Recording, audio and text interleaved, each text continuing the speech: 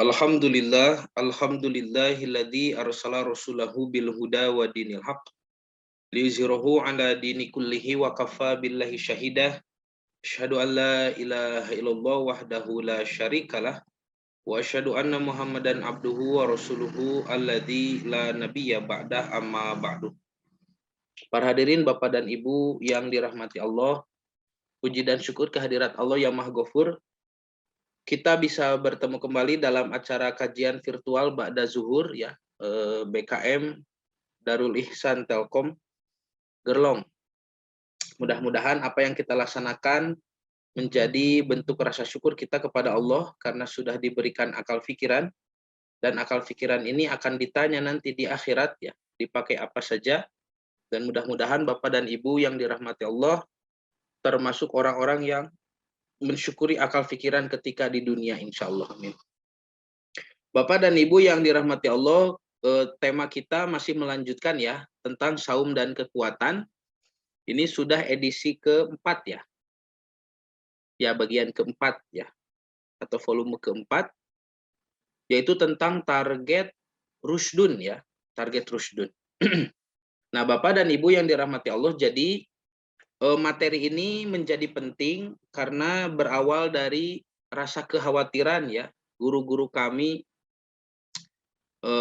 terkait dengan hadis Rasulullah SAW yang menyatakan ma min so'imin ya, berapa banyak orang yang saum begitu tidak mendapatkan apa-apa dari saumnya kecuali lapar dan haus. Nah, jadi sabda Nabi tersebut kalau ditafakuri itu sangat menakutkan.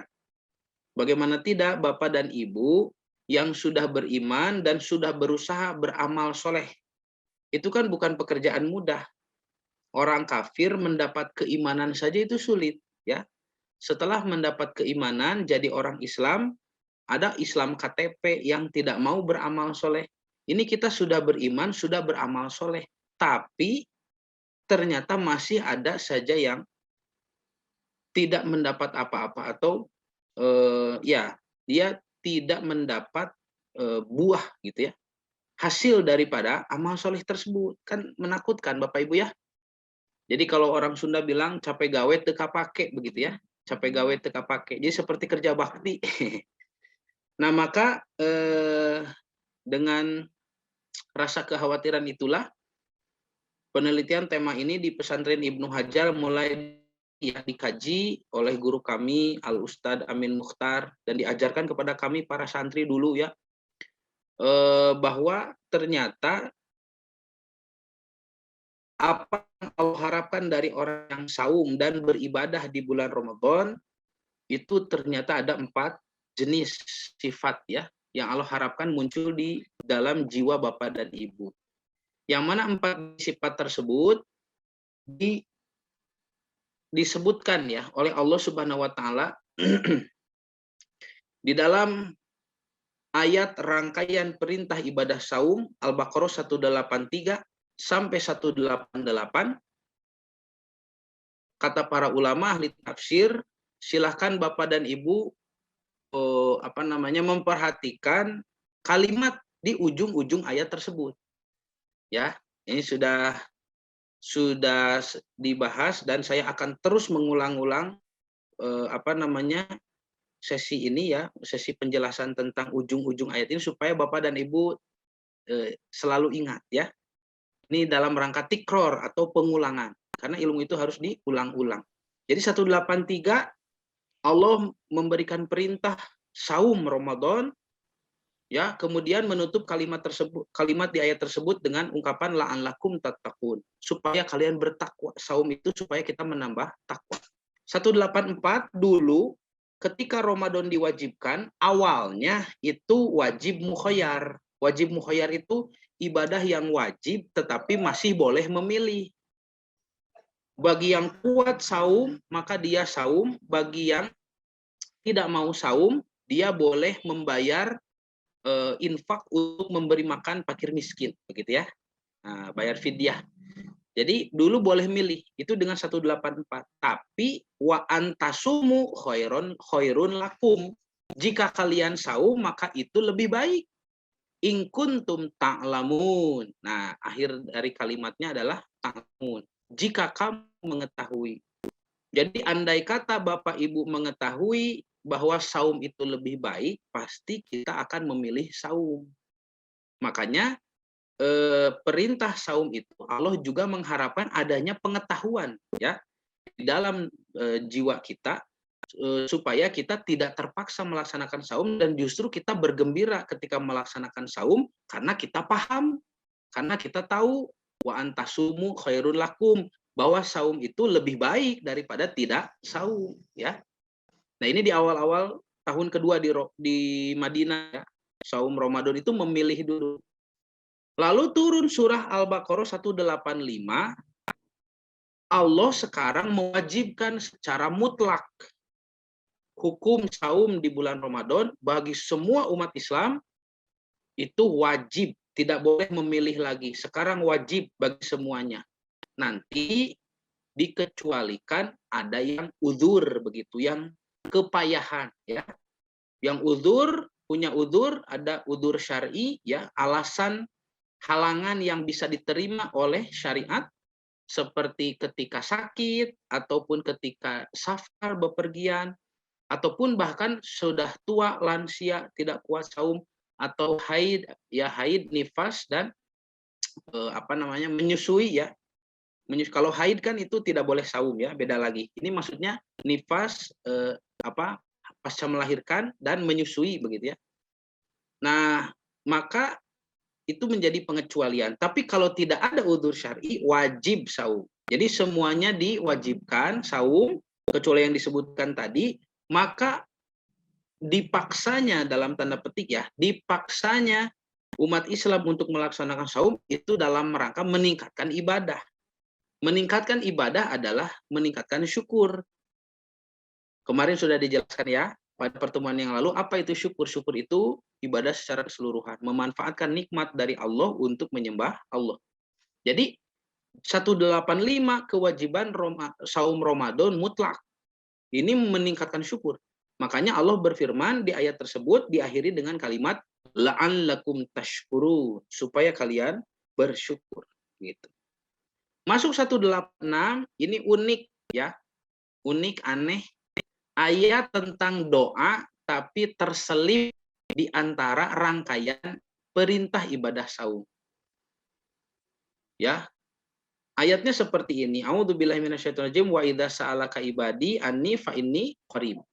Ujibu da'watad da'i idza da'ani falyastajibuli wal yu'minu bi la'allahum yarsyudun. Nah, jadi rasyid disebut di sini supaya kalian rasyid. Wa idza salaka ibadi, dan jika hambaku bertanya tentang aku, kata Allah, Muhammad, jika hambaku bertanya tentang aku, ya, fa inni qarib, katakan aku ini dekat. Ujibu da'watad da'i idza da'ani, karena aku dekat, maka aku akan mengijabah semua doa yang dipanjatkan kepadaku, sahur Allah. Ini tidak mungkin Allah berbohong ya. Falyastajibuli wal yu'minu bi la'allahum yarsyudun. Nah, ini ayat tentang doa tapi terselip di rangkaian ayat-ayat ibadah tentang saum. Unik begitu. Kemudian 187 la'allahum yattaqun, takwa disebut untuk yang kedua kali. 188 wa antum ta'lamun, ilmu disebut untuk yang kedua kali. Begitu ya. Jadi dari 6 ayat disebut 4 sifat. Apa yang Allah harapkan dari orang yang saum dan beribadah di bulan Ramadan? 1 takwa, 2 ilmu, 3 syukur, 4 rasyid.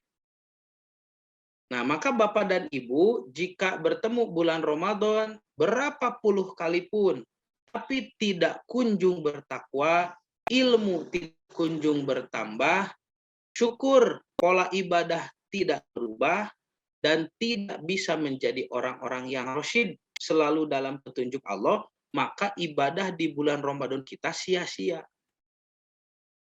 Seperti apa yang tadi Nabi sebutkan, mamin so'imin, Berapa banyak orang yang saum tidak mendapat apa-apa dari saumnya kecuali hanya lapar dan haus. Nauzubillah. Kenapa hanya mendapat lapar dan haus saja? Karena keempat target ini tidak tercapai. Mana we saum unggal tahun tapi teu takwa-takwa, ilmu teu nambahan, ibadah kitu-kitu kene, syukur. Rosyid, bujeng-bujeng jantan orang rosyid ya. Rosyid itu ini paling sulit ya. Apa yang Bapak Ibu tetapkan, apa yang Bapak Ibu pilih, putuskan ya, itu selalu sesuai dengan apa yang Allah ridhoi gitu tah nu rosyid. Padahal sifat rosyid itu di kita sudah populer ya, menjadi nama orang. Ayah Pak Haji Rosyidin, gitu ya. Seperti ada guru kami ahli pendidikan Islam dan ahli tafsir Al-Qur'an, namanya Al Ustadz Dedeng Rosyidin, gitu ya. Nah, itu Rosyidin. Ada Ibu Hajah Rosyidah. Nah, ada dipakai nami ayah Kang Rosyid, Kang Rashid, ayah ya. Nah, itu sudah biasa dipakai nama, tetapi secara pemahaman makna yang benar apa itu Rosyid ini masih jarang diketahui ya. Nah, Bapak dan Ibu yang dirahmati Allah, ini ayatnya Al-Baqarah 186. Wa idza sa'alaka ibadi anni fa inni qarib ujibu da'watad da'i idza da'ani. Jika hambaku bertanya tentang aku, ini silahkan Bapak dan Ibu ayat ini ditafakuri, dibaca pelan-pelan, direnungkan ya, apalagi di tengah malam ya, kita bangun malam, selesai sholat malam, kita membaca Quran, lalu membaca ayat seperti ini, diresapi itu luar biasa. Banyak bisa sampai menangis membaca ayat seperti ini. Karena Allah berfirman, wa idza sa'alaka ibadi, jika hambaku bertanya tentang aku, anni ya tentang aku, fa inni qarib, maka sesungguhnya aku ini dekat. Ujibu da'wata da'i idza da'ani, aku akan mengijabah doa-doa para pendoa yang berdoa kepadaku begitu ya. Jadi setiap orang yang berdoa kepada Allah, Allah jamin aku akan ijabah. Tidak mungkin Allah berbohong di sini. Jadi kalau Bapak dan Ibu sudah sering berdoa tapi tidak kunjung dikabulkan, bukan salah ada di pihak Allah. Kesalahan bukan ada pada layar televisi Anda, gitunya. Nah, tetapi ada yang salah dalam doa kita atau ada yang salah dalam diri kita, ya. Apakah itu terkait dengan kesempurnaan ibadah ataupun yang masih dilakukan ataupun dengan cara berdoa ya dan seterusnya. Makanya ada syarat di sini Bapak Ibu lihat. Kalau kita ingin doa dikabulkan, Allah beritahu syaratnya ini di kalimat selanjutnya. Falyastajibuli wal yu'minu bi la'allahum yarsyudun. Itu syaratnya. Falyastajibuli, satu. Jika kamu mau diijabah doanya, falyastajibuli, maka ijabah dulu permintaanku. Ya, itu syaratnya kalau doa mau diijabah. Ijabah dulu doa Allah, permintaan Allah. Jadi doa itu dari kata da'a artinya memanggil. Ya, panggilan itu kalau dari bawahan ke atasan ya itu doa. Ya, doa permintaan begitu. Tapi kalau dari atasan ke bawahan itu amar, perintah begitu. Jadi kalau kita memanjatkan doa kepada Allah, meminta soal atau ya permintaan atau pujian itu doa. Tapi kalau Allah yang meminta kepada kita itu amar, perintah. Jadi syarat diijabah doa itu kita harus mengijabah dulu permintaan Allah.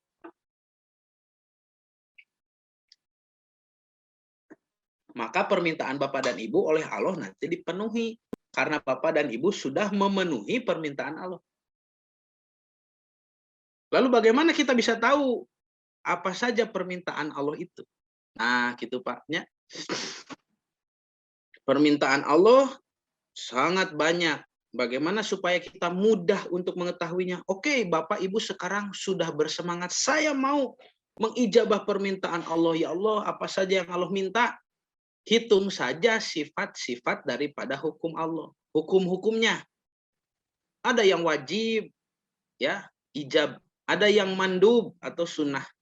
Ada yang mubah, ya, atau ibahah. Ada yang makruh atau karohah. Ada yang haram, ya, mahram. Nah, jadi tahrim, ya, itu haram. Jadi apa yang Allah tetapkan, apa yang Allah perintahkan kepada kita, melaksanakan yang wajib, membiasakan yang sunnah, memilah-milih yang mubah, ya, berhati-hati terhadap yang makruh, dan juga meninggalkan, menjauhi yang haram. Hati-hati juga kepada yang mubah boleh, ya. Jadi yang wajib, sunnah, mubah, makruh, haram, beres Bapak dan Ibu lakukan. Yang wajib sudah selesai, Bapak sudah sempurna dijaga. Kesempurnaan kewajiban ibadah itu dijaga. Yang sunnah Bapak dan Ibu juga melaksanakan, tidak pernah ditinggalkan, ya. Tidak mentang-mentang ibadah sunnah, pirage sunnah, begitu. Para sahabat itu melaksanakan sunnah karena itu sunnah. Bapak dan Ibu, orang awam di masyarakat kita meninggalkan sunnah karena itu sunnah.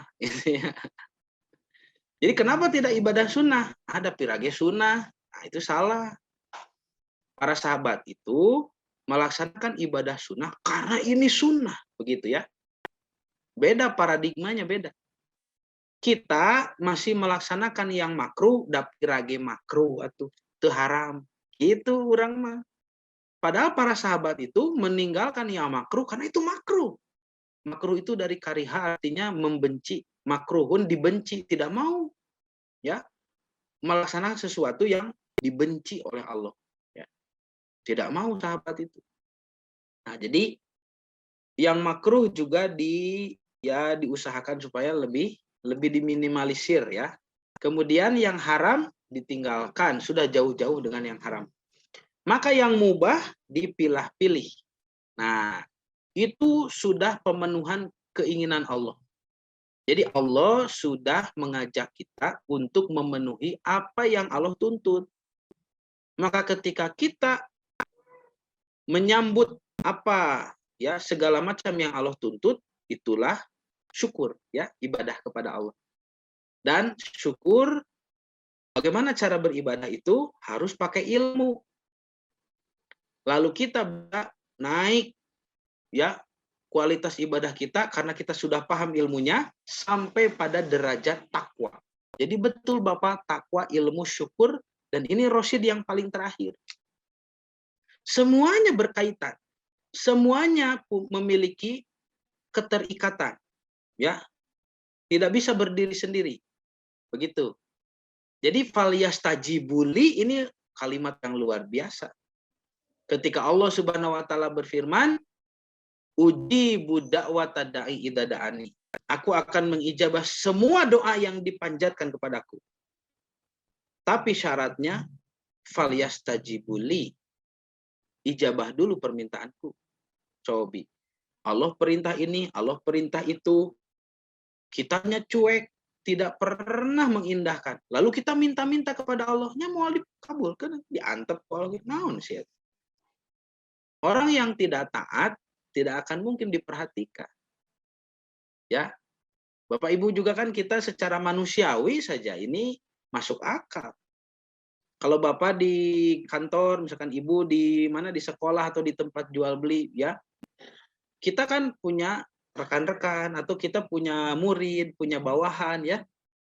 Maka orang-orang yang taat dengan perintah kita, orang-orang yang taat dengan aturan yang sudah ditetapkan oleh kita sayang kepada orang itu. Kita menganggapnya bagus, ya, orang itu berakhlak bagus, orang itu disiplin, orang itu baik, orang itu taat.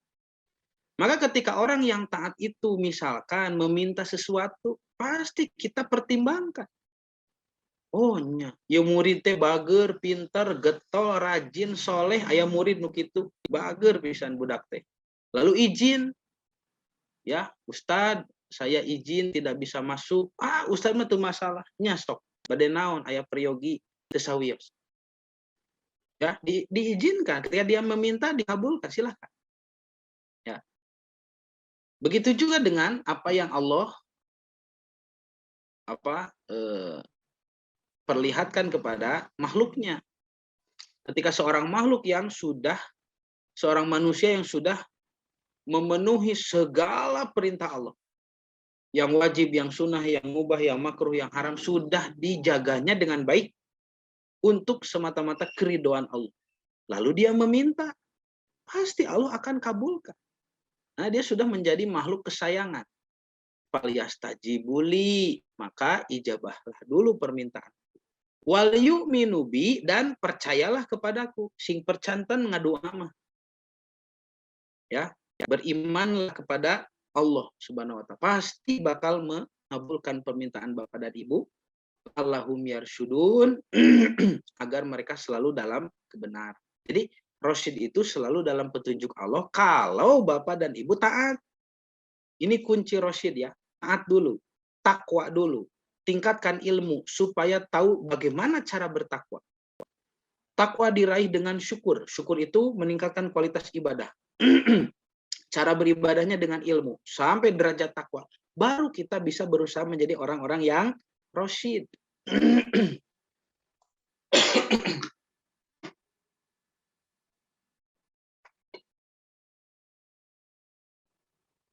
Nah, Bapak dan Ibu yang dirahmati Allah, lihat ya. Ini penjelasan para ulama mengenai definisi rasyid ya. Pengertian rusdun, sifat rasyid, sifat rusdun, Imam Ar-Raghib Al-Asfahani, ulama besar ya, ahli bahasa ini. Beliau menjelaskan ar-rasyadu atau ar-rusdu ya. Jadi ada kalimat rusdu, ada kalimat rosyad. Nanti ada juga rosyid ya. Dari rusdu itu nanti jadi rosyid, tapi ada juga nanti rosyad. Nah, apa bedanya lihat ya. Kata Imam Ar-Raghib Al-Asfahani, rusdun atau ar-rosyad adalah lawan dari kata al-goyu. Al-goyu itu kesesatan. Makanya di dalam ayat disebut qad tabayyana rusydu minal goyi. Ya. Sungguh sudah jelas antara yang rasyid, yang benar, dan yang sesat atau yang batil begitu. Nah, kata ini, kata rosyad atau rusdun, biasa digunakan untuk arti petunjuk atau al-hidayatu. Al-hidayah, petunjuk. Nah, maka ada yang dikatakan dengan rosyada yarshudu, ada juga rosyida yarshadu. Ini harus belajar bahasa Arab. Kenalah Bapak Ibu asal kenal saja gitu ya. Jadi ada rosyid, ada rosyad ya. Nah, seperti firman Allah nih. Surah Al-Baqarah 186 tentu saja yang tadi kita baca ya la'allahum yarsyudun, supaya berada dalam kebenaran. Lalu ada Al-Baqarah 256. Mengatakan qad tabayyana rusydu minal ghayy. Ini ya yang tadi itu. Firman Allah sesungguhnya telah jelas ar-rusydu, jalan yang benar, petunjuk hidayah tadi ya. Minal ghayy, daripada jalan yang sesat, kesesatan, kebatilan begitu. Lalu di surah An-Nisa ayat ke-6 juga digunakan rusdun ya dengan kalimat fa'in anastum minhum rusdan. Firman Allah, jika menurut pendapatmu mereka telah cerdas atau pandai memelihara harta, tahu bagaimana cara memelihara harta, artinya tahu petunjuknya, gitu ya, hidayah. Walaqad ataina Ibrahim rusdahu min qablu. Ini surah Al-Anbiya ayat 51. Allah berfirman, dan sungguh kami telah anugerahkan kepada Ibrahim hidayah kebenaran sebelum Nabi Musa dan Harun. Sebelum era Nabi Musa dan Harun. Jadi ini contoh-contoh penggunaan rusdun ya di dalam Al-Qur'an. Nah, Bapak dan Ibu yang dirahmati Allah, ini kita membahas sedikit tentang perbedaan harokat ya. Beda harokat, beda bacaan dalam bahasa Arab bisa membedakan arti begitu. Jadi ar-rusydu, rasyid itu ada yang berdomah roknya rusdu. atau rusdun ya. Ar-rusdu atau rusdun itu adalah petunjuk ya, kemampuan untuk melakukan sesuatu baik itu pada hal-hal yang bersifat duniawi atau pada hal-hal yang bersifat ukhrawi. Jadi rusdu mah biasanya petunjuk di dunia atau petunjuk akhirat. Boleh ya, maknanya umum luas. Sedangkan kata rosyad itu biasanya merujuk pada makna ya petunjuk ukhrawi saja, petunjuk akhirat ya. Petunjuk akhirat, cara beribadah begitu ya, cara menghapus dosa misalkan ya, cara meningkatkan kualitas iman dan seterusnya, itu masalah ukhrawi, petunjuk-petunjuknya disebut rosyad.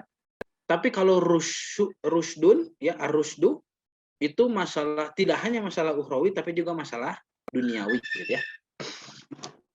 Nah, ini ada penjelasan dari Imam Al-Baidawi. Wa'lam, kata beliau rahimahullah, wa'lam, ketahuilah, annahu ta'ala, bahwasanya Allah Subhanahu wa taala lama amarahum bisaumi syahri wa mura'atil iddati wa hasahim wahasahim alal qiyami. Ingatlah ketika Allah Subhanahu wa taala memerintahkan mereka untuk saum pada bulan itu, bulan Ramadan, memperhatikan bilangannya dan menganjurkan mereka untuk menunaikan ya, menunaikan apa? Biqiyami ala qiyami biwazo ifit takbir wa syukri aqobaha bihadhil ayati dalati ala annahu khabirun bi awalihim sami'un li aqwalihim. Menganjurkan untuk menunaikan fungsi-fungsi takbir dan juga syukur. Lalu Allah mendatangkan ayat ini yang menunjukkan bahwa Allah Maha mengetahui keadaan mereka, Maha mendengar perkataan mereka. Mujibun li du'aihim, dan Maha mengabulkan doa-doa mereka. Mujazun ala a'malihim, dan Maha membalas terhadap amal-amal mereka. Ta'kidan lahu wa hasan alaihim, sebagai penguat dan anjuran atasnya. Ini dalam At-Tafsirul Wasit ya lil Qur'anil Karim jilid 1 halaman 390. Jadi menurut Imam Baidawi, ketahuilah bahwa Allah Subhanahu wa taala ketika memerintahkan mereka untuk saum di bulan Ramadan, memperhatikan bilangannya ya, harus 30 hari. Menganjurkan mereka untuk menunaikan fungsi-fungsi takbir dan syukur ya, tidak hanya saum tapi ibadah lain di bulan Ramadan. Lalu Allah mendatangkan ayat ini. Ya, karena itu ayat 186 ini tentang doa itu terselip setelah perintah saum Ramadan. Itu menunjukkan bahwa Allah mengetahui keadaan mereka. Keadaan bapak dan ibu. Bapak mau taat lalu saum atau tidak mau taat dan tidak mau saum, maka Allah Maha mendengar. Allah Maha mengetahui.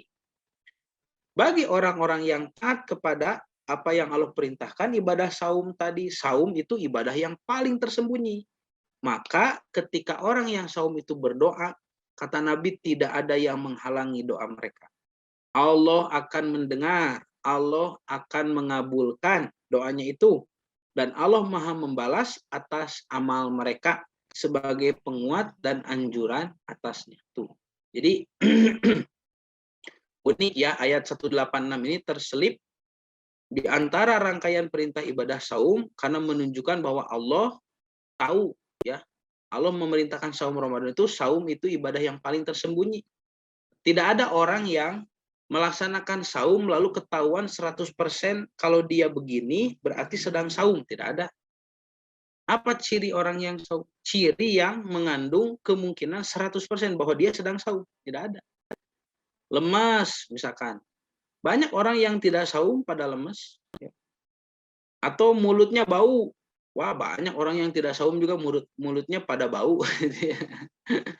Jadi tidak ada ciri yang 100% menunjukkan dia sedang saum, tidak. Ya. Makanya Allah Subhanahu wa taala memberikan informasi kepada kita semua bahwa ketika kita sedang saum, Allah itu dekat dan tidak ada yang bisa menghalangi antara kita dengan Allah kecuali jika kita melakukan pelanggaran. Jadi Allah itu dekat kepada orang yang taat, tetapi Allah akan jauh kepada orang yang tidak taat. Makanya tadi kalimat falyastajibuli wal yu'minu bi la'allahum yarsyudun.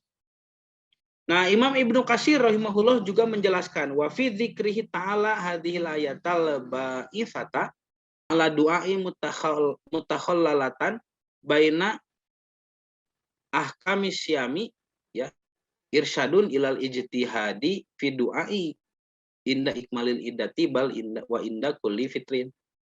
Pada penyebutannya ayat ini yang menganjurkan untuk berdoa di sela-sela hukum saum mengandung petunjuk agar orang itu berdoa dengan sungguh-sungguh di saat menyempurnakan bilangan Ramadan, di saat sedang saum. Dan bahkan dia harus berdoa dengan sungguh-sungguh di setiap berbuka. Ingat Bapak dan Ibu, ketika Bapak dan Ibu berbuka, ya, maka ketika berbuka itu jangan langsung ya terpancing untuk menghabiskan makanan. Tapi setelah membatalkan itu, membatalkan saum, nah, kita berdoa lagi, ya, berdoa untuk apa yang kita inginkan. Jadi ketika buka saum itu ada saatul ijabah, saat-saat diijabah doa, begitu ya. Lalu Imam Ibnu Katsir menyuguhkan dalil, ya, ini hadisnya. An Abdullah bin Amrin, dari Abdullah bin Amr. Sami'tu Rasulullah sallallahu alaihi wasallam, aku mendengar Rasulullah SAW yaqulu, bersabda, liso imi inda iftorihi dakwatun mustajabatun. Bagi orang yang saum ketika dia berbuka, maka ada doa yang dikabulkan. Tuh. Doa yang diijabah.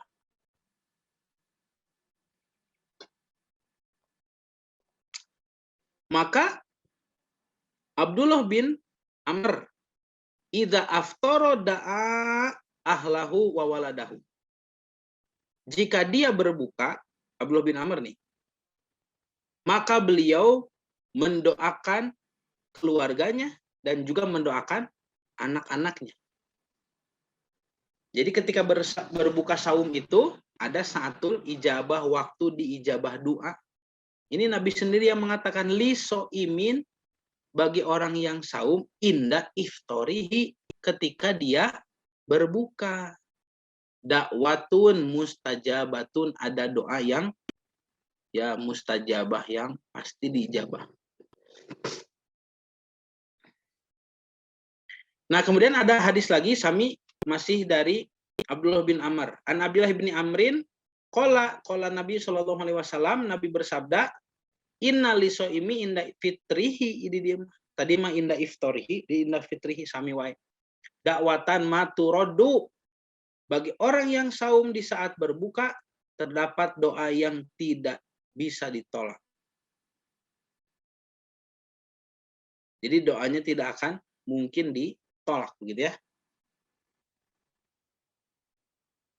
Nah, doa apa yang dulu oleh Nabi SAW pernah dibacakan ketika berbuka saum? Nah, silakan Bapak Ibu baca dulu ya. Ini hadisnya, doa Nabi dhahaba zoma'u, ya. Sebentar.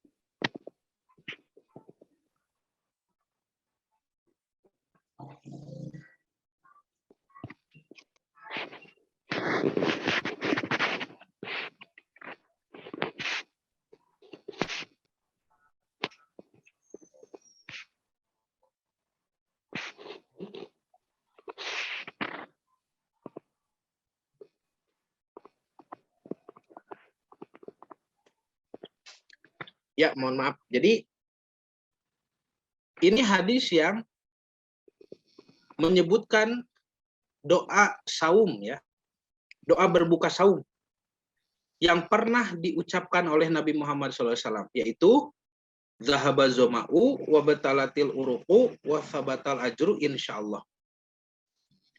Ini hanya ungkapan apa ya? Ungkapan syukur begitu ya. Zahaba zoma'u, telah hilang dahagaku. Wa batalatil uruqu, telah terbasahi tenggorokan. Wa sabatal ajru, dan telah ditetapkan pahala insyaallah. Maksudnya bukan apa ya? Ini sulit yang menjelaskan. Bukan berarti Bapak dan Ibu harus memang sudah terbasahi tenggorokan, bukan begitu.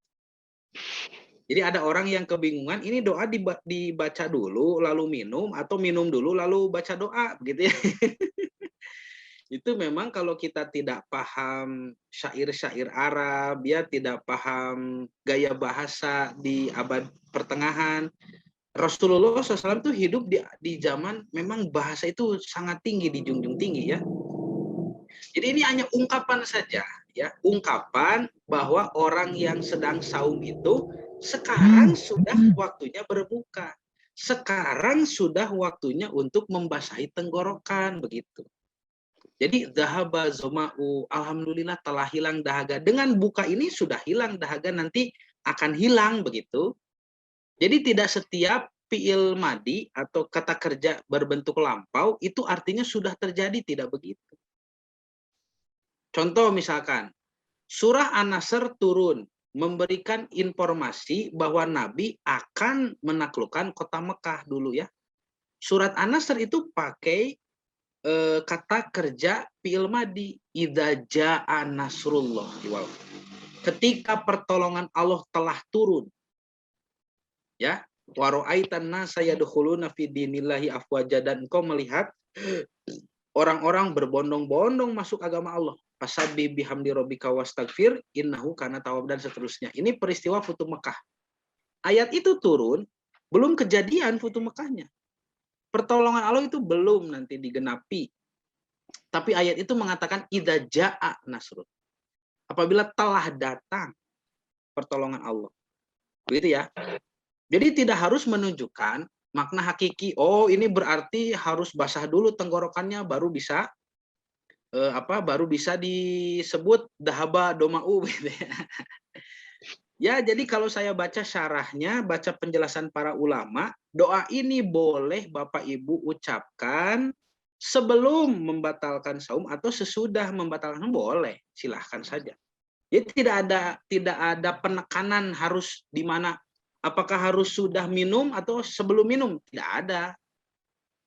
Kalau misalkan mau minum dulu, berarti Bapak ucapkan bismillah dulu. Bismillah, minum, seruput gitunya, lalu mengucapkan dhahaba doma'u, silahkan boleh. Atau baca dulu ini dhahaba doma'u wa batalatil uruqu wa sabatal ajru, lalu minum juga boleh ya. Jadi bukan, mohon maaf ya, nanti ada saudara-saudara kita yang terlalu terjebak dengan tekstual sebuah hadis. Oh, di sini ini kan kata kerjanya sudah hilang dahaga dan sudah terbasahi tenggorokan. Berarti harus minum dulu ini. Kan begitu ya. Tidak begitu. Ini hanya ungkapan syukur dari Nabi bahwa dengan berbuka itu seseorang yang saum akan hilang dahaganya dan juga telah terbasahi nanti tenggorokannya dengan berbuka. Bukan artinya waktu itu, waktu mengucapkan doa itu dia telah membasahi tenggorokan, bukan begitu. Ya. Jadi dhahaba zama'u wa batalatil uruqu wa sabatal ajru insya Allah. Itu doa yang sahih begitu ya. Hadis riwayat Abu Dawud, An-Nasa'i, Imam Al-Baihaqi, Imam Al-Hakim, dan Imam Ad-Daruqutni rahimahumullah, yang mana ini memiliki kualitas sanad hadis yang hasan ya. Hasan itu di bawah sahih tapi masih bisa diamalkan. Nah, jadi kedudukan hadisnya dhahaba doma'u tadi, hadis di atas berstatus sahih, ada yang mengatakan sahih, tapi ada juga yang mengatakan hasan ya. Jadi tidak ada yang mengatakan dhaif, tidak ada yang mengatakan hadis itu lemah begitu ya. Secara periwayatan tidak ada. Ya. Jadi ada ulama itu ada yang mengatakan hadisnya sahih, ada juga yang mengatakan hasan begitu ya, hasan. Nah, Bapak dan Ibu yang dirahmati Allah, kata Imam Ad-Daruqutni, sanad hadis ini hasan. Demikian pula penilaian Imam Ibnu Hajar Al-Asqalani dan Imam Syekh Al-Albani ya. Nah, jadi perlu diketahui bahwa zahaba dhama'u wa batalatil uruqu wa sabatal ajru insyaallah, doa berbuka saum yang pernah Nabi ucapkan ini, doa ini mengandung ya, redaksinya itu mengandung pujian, sanaun. Sanaun itu pujian kepada Allah atas karunia Allah yang telah memberikan kesempatan kepada kita untuk dipertemukan dengan waktu berbuka gitu. Jadi ini ungkapan syukur. Telah basah tenggorokan, telah hilang dahaga, itu bukan maksudnya waktu itu dia membasahi tenggorokannya, bukan begitu ya. Aduh, bagaimana menjelaskannya supaya kena begitu ya? Ya. Misalkan Bapak Ibu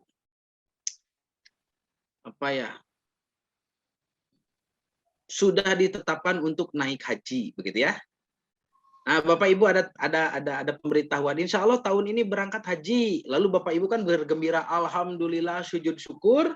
Lalu Bapak Ibu mengucap syukur kepada ya Allah, alhamdulillah, segala puji bagi Allah, binikmatihi tati musolihat, yang dengan segala nikmatnya saya bisa menyempurnakan kesolehan. Cobi, redaksi doa itu mengatakan saya bisa menyempurnakan kesolehan. Sudah belum berangkat hajinya? Belum kan? Baru diumumkan bahwa insya Allah tahun ini berangkat. Siapa tahu besok meninggal.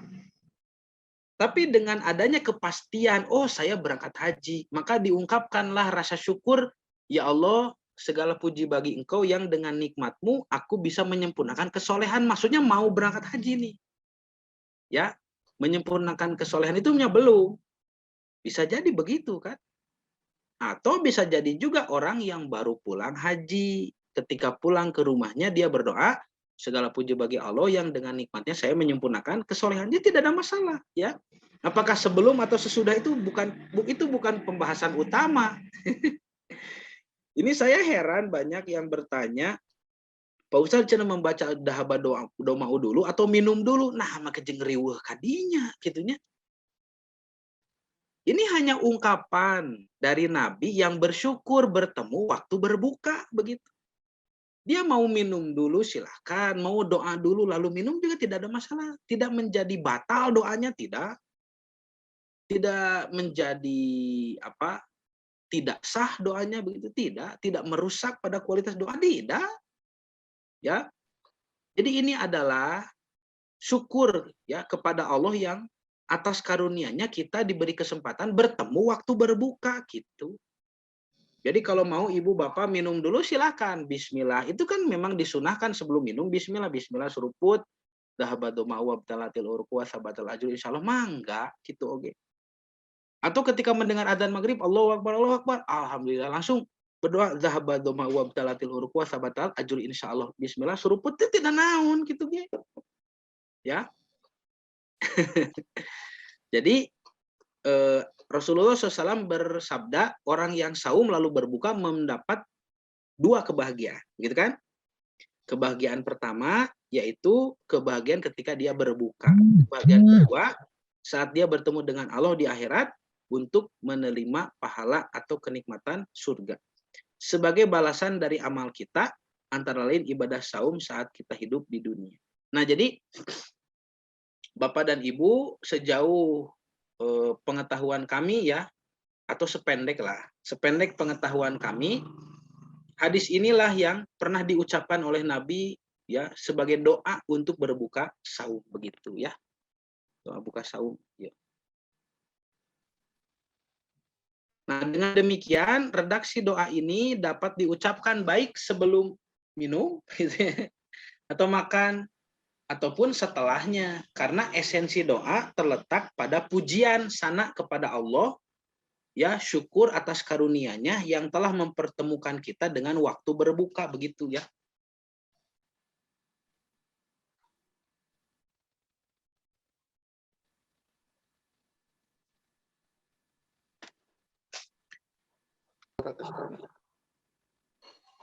Nah, sedangkan Bapak Ibu, doa yang sering menyebar di kalangan umat nih ya. Doanya adalah Allahumma lakasumtu wa bika amantu wa ala rizkika aftortu birahmatika ya arhamar rahimin. Doa ini kalau disebutkan pernah dibacakan oleh Rasul, maka itu kami harus mempertanyakan ya. Karena setelah dicari-cari tidak ada doa yang persis seperti redaksi ini, tidak ada. Kalau yang mirip banyak ya, yang mirip ada. Doa-doa yang mirip dengan redaksi Allahumma lakasumtu ada riwayatnya, tapi hampir semuanya lemah, doib. Ya, hampir semuanya doib. Ya. Hampir semuanya doib. Sedangkan doa yang redaksinya mirip seperti ini, Allahumma lakasumtu wa bika amantu wa ala rizkika aftortu birahmatika ya arhamar rahimin. Ini saya juga belajar dari seorang pakar hadis ya, guru kami Al Ustadz Amin Mukhtar di Ibnu Hajar Hadis Institut Bandung. Beliau mengatakan sudah 15 tahun mengkaji hadis, tidak pernah ada ditemukan ini riwayat siapa begitu ya.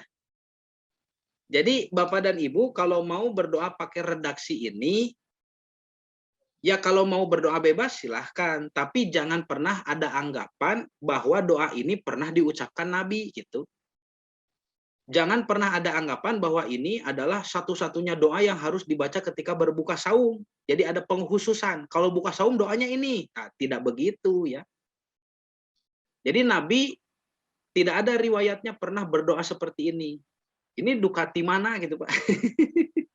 Siapa produsennya kata Ustadz Amin? Siapa produsen? Dan pihak yang mempopulerkannya tidak jelas. Tapi kalau Bapak dan Ibu semata-mata mau meminjam redaksi berdoa bebas, dan kita tahu ini bukan doa dari Rasul, saya hanya mau berdoa, doakan bebas. Mau pinjam redaksi ini, ya itu silakan. Tapi tidak ada keistimewaan, oh ini doanya Nabi, oh ini doa untuk berbuka saum, jangan punya anggapan seperti itu.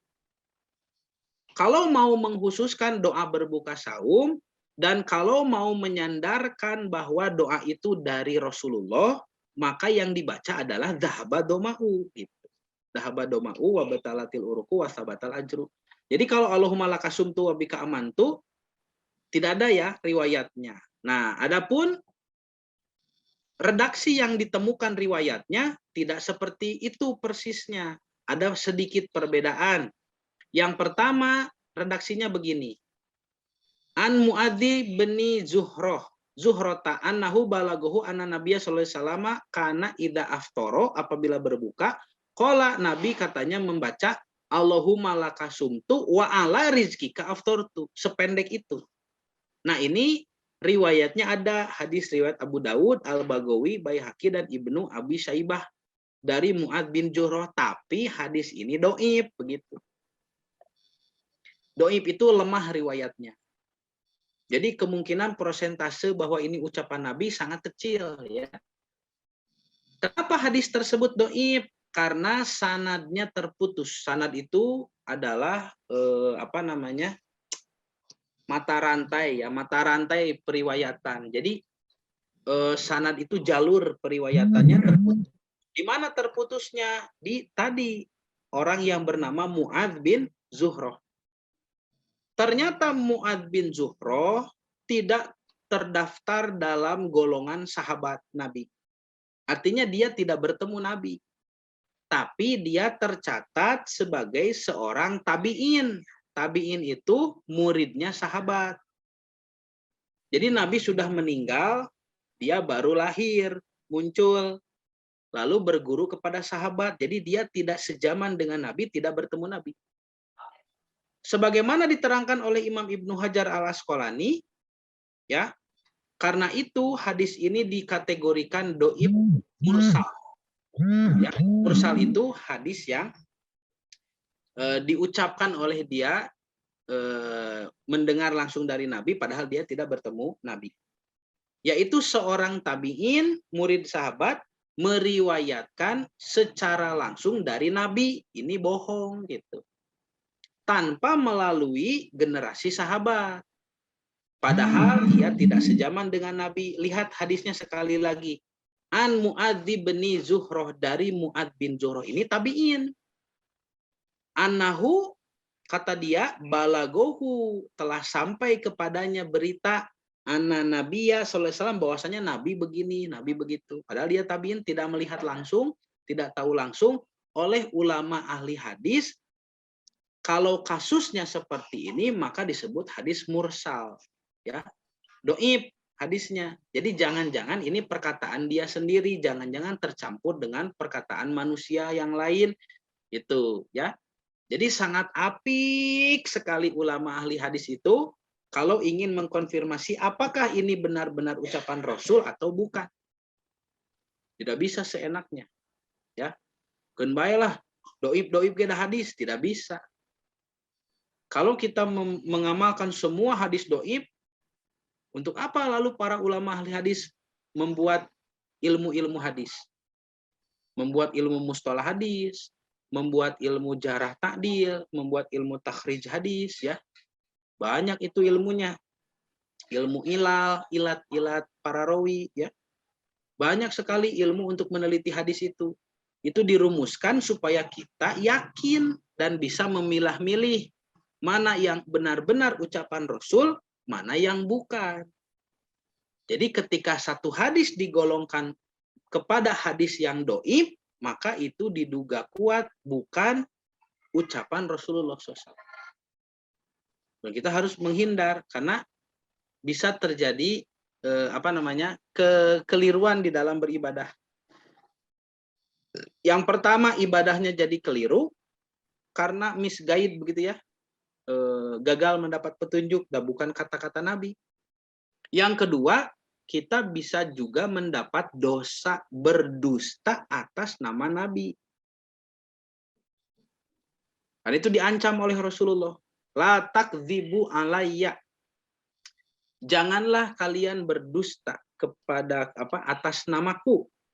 Faman kadzdzaba alayya muta'ammidan falyatabawwa maq'adahu minan nar. Barang siapa yang berdusta atas namaku muta'ammidan, secara disengaja, falyatabawa maq'adahu, maka siapkanlah tempat duduknya minanar, dari api neraka. Nauzubillah. Jadi hati-hati Bapak Ibu ya. Jadi hadis yang berasal dari Mu'adz bin Jahroh ini mengatakan Rasulullah ketika saum berbuka mengucapkan Allahumma laka sumtu wa ala rizkika aftortu. Jadi tidak ada Allahumma laka sumtu wa bika amantunya, tidak ada. Birahmatika ya arhamar rahiminnya juga tidak ada. Jadi lebih pendek ya.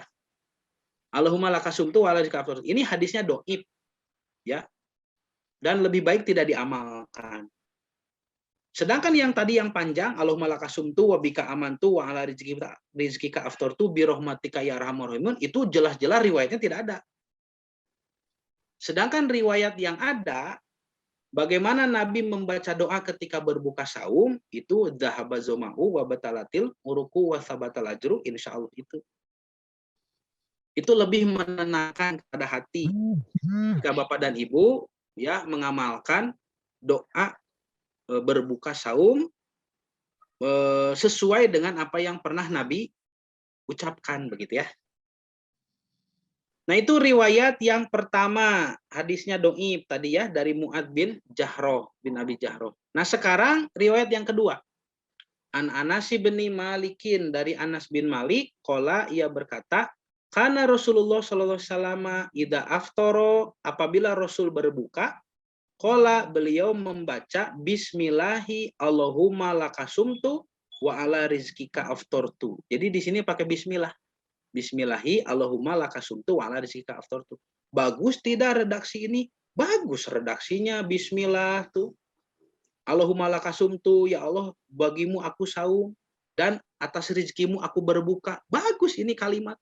Jadi yang kita masalahkan ini apa? Yang kita masalahkan adalah ketika ucapan ini disebut ucapan Nabi gitu. Jadi ucapan nama biasa jadi ini ucapan yang baik, yang bagus. Tapi jangan pernah menyangka bahwa Nabi pernah membaca ini. Tak eta masalah nama. Ari ucapan nama dan teu aya masalah tuh, sae maknana sae. Tapi ketika bapak dan ibu menganggap Nabi mah lamun buka saum macana ieu ta eta nu jadi masalah. Jadi penelitian hadis itu di situ. Ini benar ucapan Nabi atau bukan, gitu ya. Nah, jadi hadis yang kedua ini pakai bismillah, bismillah Allahumma lakasumtu wala rizika after. Ini juga hadisnya bermasalah. Jadi masalahnya di mana? Jangan dianggap ini ucapan Rasul begitu ya.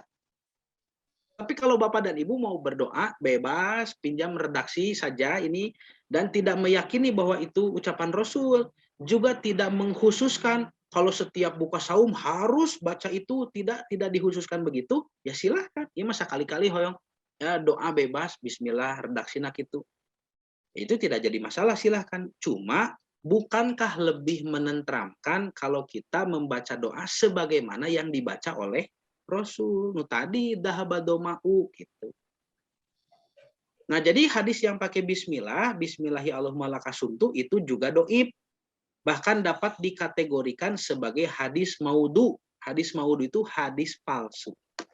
Kalaupun tidak termasuk hadis palsu, sudah tentu hadis ini matruk atau ditinggalkan karena ada rawi yang bernama Daud bin Azibirqon. Daud bin Azibirqon ya, menurut Yakub bin Syu'bah dan Abu Zur'ah, ia itu matruk, orang yang tertuduh tukang berdusta. Jadi semua ulama di zaman beliau tahu, oh orang ini suka buat bikin-bikin hadis sendiri. Ya, bisa jadi nanti hadis tersebut itu karangan dia. Sedangkan Ibrahim bin Yakub al-Jurjani mengatakan dia itu kadzabun, pendusta, pembohong, begitu ya. Nah, hadis nu nganggo bismillah mah tadi Bapak Ibu nu ieu hadis dari Anas bin Malik ini diriwayatkan oleh Imam At-Tabarani. Imam At-Tabarani melalui jalur si Daud bin Azibirqon. Jadi, wah, pasti ada tambahan dari dia karena dia tukang memalsukan hadis. Jadi hadisnya palsu atau paling tidak matruk karena dia rawi yang tertuduh berdusta. Siapa yang menuduhnya? Para ulama ahli hadis, bukan sembarang tuduhan ini. Jadi di zaman beliau, ulama-ulama yang lain menganggap Daud bin Azibirqon itu tukang ngabohong. Seperti misalkan di zaman kita punya ulama, ada misalkan di Indonesia, ya, di Indonesia ada Buya Hamka, ada Kiai Haji Hashim Asy'ari, ada Kiai Haji Ahmad Dahlan, ada Ahasan, begitu ya. Itu ulama-ulama terkemuka mengatakan hati-hati ini Snoek Horgronya, penjajah dari Belanda ini adalah seorang orientalis yang menyerang Al-Quran. Nah, itu kan kita bisa percaya. Oh, para ulama di zaman dulu di Indonesia semuanya menjarah. Menjarah itu mengkritik ya, mencaci ya, dalam konteks ilmiah, mencaci Snoek Horgronya. Berarti si Snoek ini orang yang tercela karena para ulama mencelanya. Sama dengan begitu Daud bin Azibirqon ini disebut oleh Yakub bin Syu'bah, oleh Abu Zur'ah, oleh Ibrahim bin Yakub ya Al-Jurjani. Ini ulama-ulama ahli hadis di zamannya mengatakan bahwa Daud bin Azibirqon itu orang yang tertuduh berdusta, bahkan seorang yang kadzab, memang berdusta, suka membuat-buat hadis gitu. Jadi kita harus hati-hati ya ketika ada hadis yang melalui riwayat Daud bin Azibirqon. Karena bisa jadi ucapannya sendiri begitu Bapak Ibu.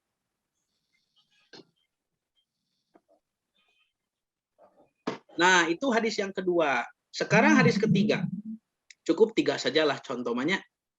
Ani bin Abbasin dari Ibnu Abbas, qala dia berkata, karena Nabi SAW ida aftoro, katanya kalau Nabi SAW berbuka, qala beliau membaca lakasumtu wa ala rizkika aftortu fataqabbal minni innaka antas samiul alim.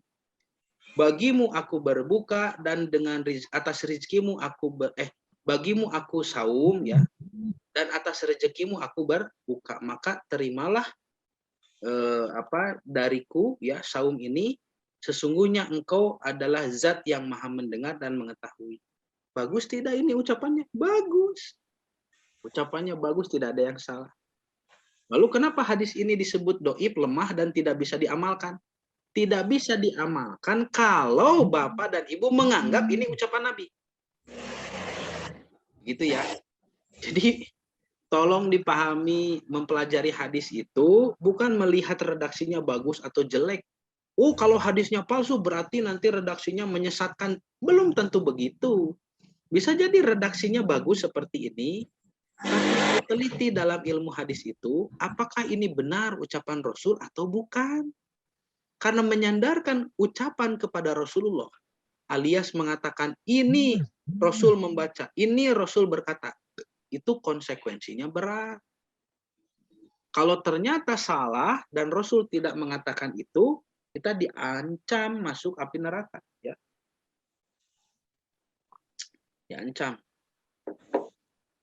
Nah, Bapak dan Ibu yang dirahmati Allah, kenapa hadis ini doib? Ini penjelasannya. Karena salah satu yang meriwayatkan hadis tersebut, ya, rawinya ada yang bernama Abdul Malik bin Harun. Abdul Malik bin Harun juga sama seorang pemalsu hadis, ya. Kata Abu Hatim, Imam Abu Hatim nih, ulama hadis terkenal, ya. Ia itu matruk, ya. Dia matruk, ditinggalkan hadisnya. Kenapa? Karena tertuduh berdusta, ya. Dan juga dia seorang yang suka menghilangkan hadis. Maksudnya disamarkan, teksnya ditambahi, dihilangkan, diganti, begitu ya. Yahya bin Ma'in mengatakan yaitu kadzabun, seorang pendusta. Imam Ibnu Hibban, ini juga ulama besar hadis, mengatakan yaitu membuat hadis palsu. Tuh. Ini kurang apa lagi Bapak Ibu? Ini adalah jarah atau celaan dari para ulama bahwa Abdul Malik bin Harun itu orang yang ketika mengatakan hadis Nabi, dia suka menambah-nambah, dia suka mengurangi, mengganti, dia juga suka berbohong, ya, membuat hadis-hadis yang palsu. Kenapa sih ada orang yang sengaja membuat hadis palsu? Gawe gitunya. Bukan begitu, masalahnya nanti hadis palsu itu lahir karena berbagai macam motif dan latar belakang. Ada yang motifnya politik, Bapak Ibu, ya. Untuk mendapat pengikut yang banyak dulu, seseorang itu suka mengatakan kebaikan supaya orang lain senang mendengarnya. Dan kadang-kadang disebut kebaikan ini Rasulullah yang berkata, padahal tidak, itu dia sendiri yang buat atau pemahamannya sendiri entah dari mana. Ada juga yang ingin disebut ulama dalam bidang hadis, ingin disebut seorang ahli hadis begitu, ya. Kan ahli hadis itu dulu kalau mau disebut al-hafidh saja harus hafal ribuan hadis. Sedangkan hadis yang dihafal itu kan tidak jatuh dari langit. Dia harus cari sendiri. Ongkosnya mahal, perjalanan jauh. Imam Bukhari itu mencari satu hadis bisa 1 bulan perjalanan. Nah, daripada capek, ya sudah bikin sendiri hadisnya begitu. Makanya banyak dulu orang-orang yang tercampur antara ucapannya sendiri dengan ucapan yang disandarkan kepada Nabi. Nabi berkata begini, padahal yang diucapkan itu, mungkin yang diucapkan itu adalah ucapan Nabinya hanya 10%, 15%. Sisanya ucapan dia sendiri. Ada orang seperti itu. Nah, para ulama ahli hadis itu menyaring hadis-hadis dari orang-orang seperti ini. Disaring hati-hati. Ini namanya Abdul Malik bin Harun, ya. Kalau tadi kan Dawud, ya. Dan Sa'ad, ya, Mu'ad bin Jahro. Itu orang-orang yang suka memalsukan hadis. Ini identitasnya sudah terkenal, identitasnya sudah diketahui. Seperti Bapak dan Ibu mengenal orang-orang liberal begitu, ya. Kalau sekarang disebut orang-orang liberal, berarti semua orang tahu, ya, bahwa pemikirannya liberal, ya, bebas begitu menafsirkan Quran dengan bebas. Maka harus berhati-hati begitu, ya. Nah, Bapak dan Ibu yang dirahmati Allah,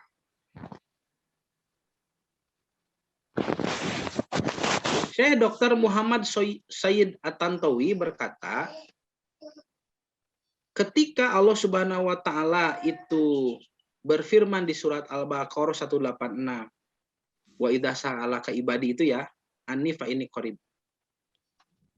Maka Allah seolah-olah berfirman, wahai hambaku, Sesungguhnya aku telah menjanjikan pada kalian bahwa aku akan mengabulkan doa kalian apabila kalian berdoa kepadaku.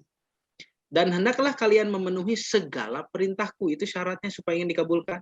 Menjaga batasan-batasanku, tetap berpegang pada keimanan kalian terhadapku, supaya dengan hal itu kalian dapat sampai pada sesuatu yang di dalamnya terdapat petunjuk dan kebahagiaan bagi kalian pada dua kehidupan. Kehidupan sekarang di dunia dan kehidupan berikutnya di akhirat. Nah, ini bagus ya penjelasan Syekh Tantowi. Jadi Allah Subhanahu wa taala berfirman di surah Al-Baqarah 186, kalau disyarahi ditafsirkan sepanjang ini misalkan ya. Ini penafsiran dari para ulama ahli tafsir. Jadi Allah Subhanahu wa taala menganjurkan kita berdoa, meyakini bahwa zatnya yang maha agung itu dekat dengan kita. Ketika kita taat kepadanya, maka ketaatan itu menjadi modal untuk supaya doa kita bisa dikabulkan, ya. Bisa dikabulkan. Nah, maka orang-orang yang rasyid itu selalu dalam petunjuk Allah, ya, baik itu di dunia maupun nanti di akhirat. Mereka selamat begitu ya. Nah, Bapak dan Ibu yang dirahmati Allah, Imam Abu Zahro berkata juga, makna dari ayat 186, wahai hambaku, sungguh aku telah menjanjikan pada kalian bahwa aku akan mengabulkan doa kalian apabila kalian berdoa kepadaku. Dan hendaklah kalian memenuhi segala perintahku, menjaga batasan-batasanku, tetap berpegang pada keimanan terhadapku, supaya dengan hal itu kalian dapat sampai pada sesuatu yang di dalamnya terdapat petunjuk dan kebahagiaan bagi kalian di dunia dan di akhirat. Sama ya. Nah, ini jadi Bapak dan Ibu, doa itu ya, mohon maaf, doa itu nanti ditingkatkan tidak di bulan Ramadan, ditingkatkan. Seperti tadi setiap buka saum kita dipaksa untuk berdoa, ya, dianjurkan untuk berdoa.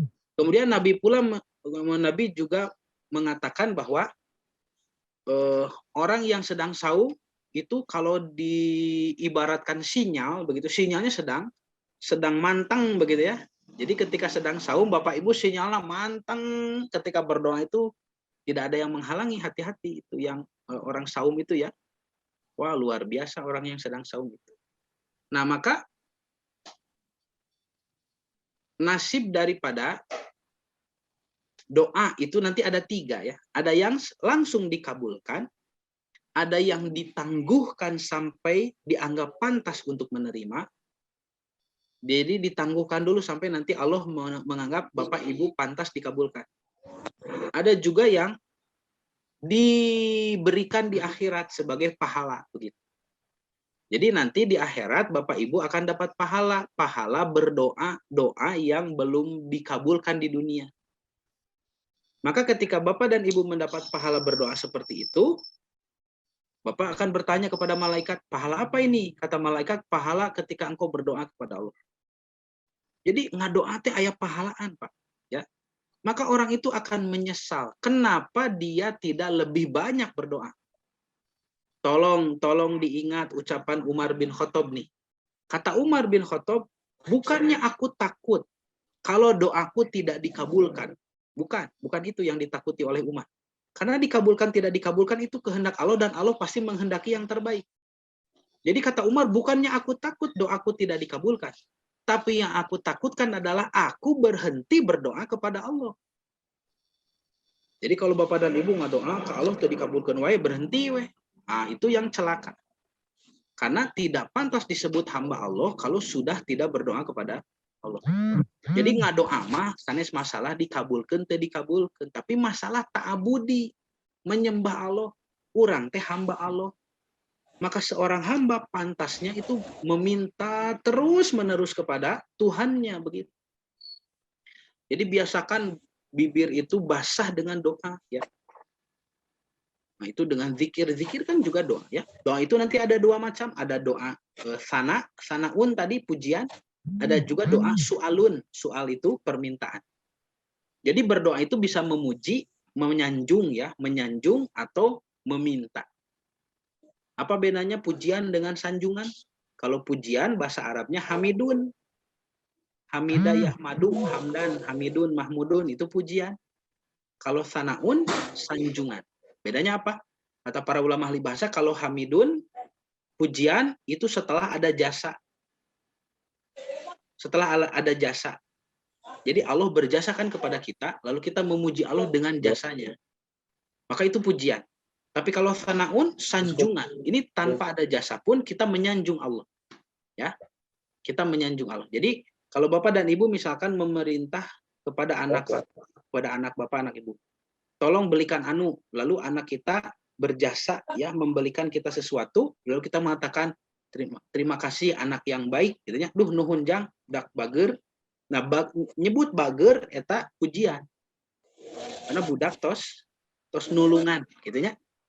Sudah membantu Bapak Ibu. Tapi kalau Bapak dan Ibu tidak memerintah anak, tidak minta tolong, hanya menyebut saja kasep, bager, gitu ya. Itu sanjungan, gitu ya. Jadi kepada Allah pun pujian dan sanjungan itu boleh dipanjatkan sebagai doa. Lalu ada su'alun, permintaan, gitu ya, permintaan. Nah, jadi sekali lagi Bapak dan Ibu, Rusdun adalah kurikulum pembinaan jiwa, ingat ya. Jadi yang dibina itu jiwa. Makanya jiwa kita sudah diberikan dilatih takwa, ditingkatkan ilmu, ditingkatkan syukur. Sekarang mencoba untuk menjadi orang yang rasyid, yaitu dengan cara banyak berdoa, gitu. Jadi ngajukan proposal kepada Allah, bagaimana cara menjadi orang yang rasyid? Tuh, ajukan proposalnya. Ya, dengan cara terus-menerus berdoa. Ya Allah, ihdinas siratal mustaqim. Ihdinas siratal mustaqim. Begitu? Ya. Ya berdoa, ya Allah mohon petunjuk, ya Allah. Terus ke Allah. Jadi setiap ada kebingungan, setiap ada ragu-ragu, setiap ada ya meminta pertolongan, pasti yang ucap langsung ya Allah, gitu kan? Itu langsung biasa. Jadi berdoa itu sudah biasa. Kebiasaan. Nah, maka dampak daripada kita berdoa lalu bisa menjadi orang-orang yang rasyid, ya, mendapatkan sifat yang rusdun secara personal, maka tindakan kita di dunia itu akan sesuai dengan apa yang Allah ridhoi. Jadi kita selalu dalam petunjuk Allah. Itu hebatnya seorang yang rasyid, ya. Dan kalau secara komunal, semua penduduk dunia ini muslim, ya, atau penduduk Indonesia begitunya, itu menjadi orang yang rasyid, maka secara komunal akan melahirkan peradaban yang makmur dan diberkahi karena tersambungnya kerajaan bumi dengan kerajaan langit. Ingat Allah berfirman di surah Al-A'raf ayat 96 bahwasanya kata Allah, a'udzubillahi minasyaitonirrajim, apa awalnya itu? Walau anna ahlal qura ya amanu wattaqau la fatahna alaihim barakatim minas sama'i wal ard. Kalaulah penduduk negeri itu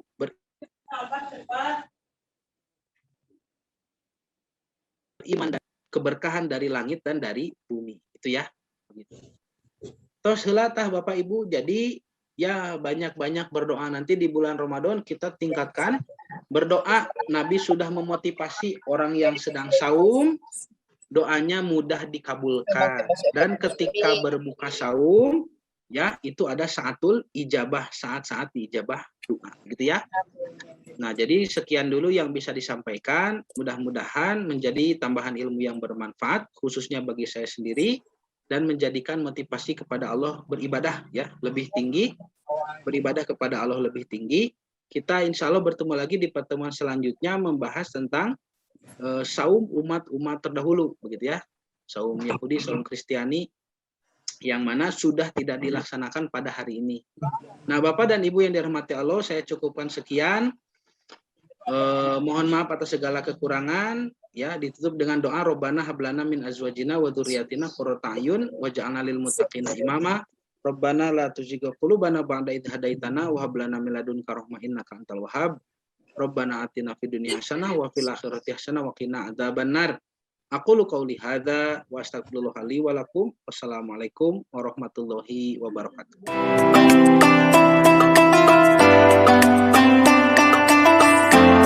Dia dalam genggamanmu.